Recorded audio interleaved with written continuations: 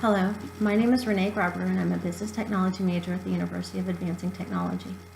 For my student innovation project, I created a board game for preschool and elementary age students or kids that will teach them the importance of recycling and how to keep the planet clean. Unfortunately, the state of the market right now is not as high as it could be. There are some great games out on the market that are very limited in their scope. A Beautiful Place is such a game. It teaches ecology through gardening and composting. Now, Plan Toys had a game called their Eco Recycling game, and it went a little further in depth and talked about plastic, glass, metal, and paper.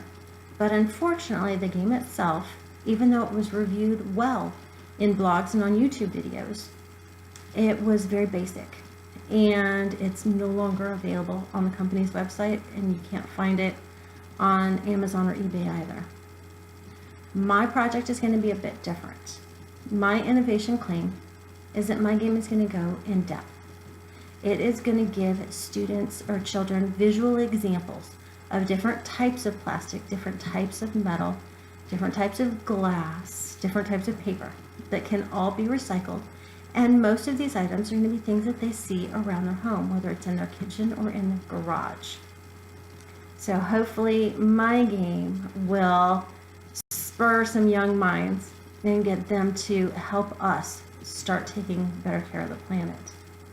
Now, I haven't decided if I'm going to use a spinner or a die for the kids to be able to advance throughout the game.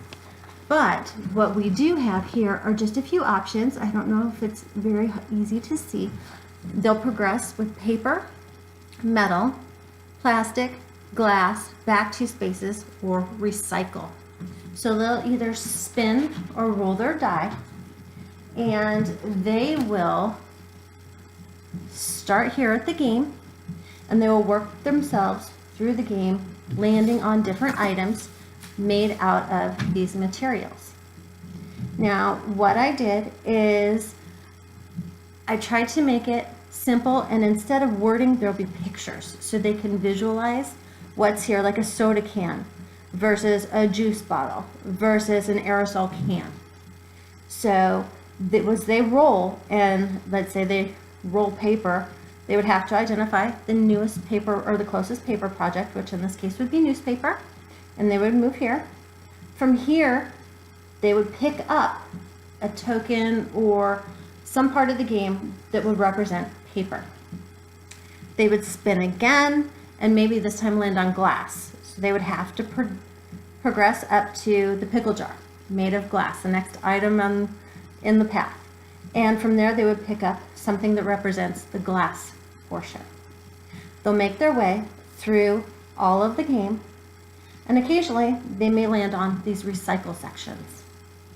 These recycle sections here will allow them, if they have thus collected 5 game pieces, to recycle them, to turn them in and be rewarded. Whether it's a gold coin or Hugh Henry had mentioned a baby turtle, because what kids don't really love a baby turtle. So they'll get some sort of reward for turning in 5 pieces. Then they'll continue on through the game, collecting and recycling as they go. A big difference with this game than games that are on the market is they cannot win, they cannot get into home until they have at least 3 of the gold coins, baby turtles, whatever the big reward is. So it's not just a race to the finish, it's a strategic race to go through and collect as many of these pieces and redeem them as they can. What I did is I tried to create some different environments so students or children would learn that the recycling impact can help all different parts of the planet. So we have an urban area here, and obviously this will be replaced with some better art later on. And within this area, I tried to make it where they will find items that are applicable to the area. So a milk carton, fast food bags, egg carton for the urban areas, In our desert locale over here, we have grocery bags, magazines, things that more likely are just either blown in the wind or maybe left over from a campsite in the desert. Up here in the ocean, we have things like beach toys or fishing line, things that are applicable to that type of environment. And then over in the forest, we have items like a water jug or paper plates, things that would most likely be left behind by a campsite, and how these impact the different areas.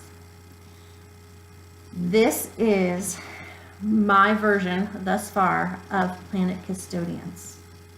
Thank you so very much.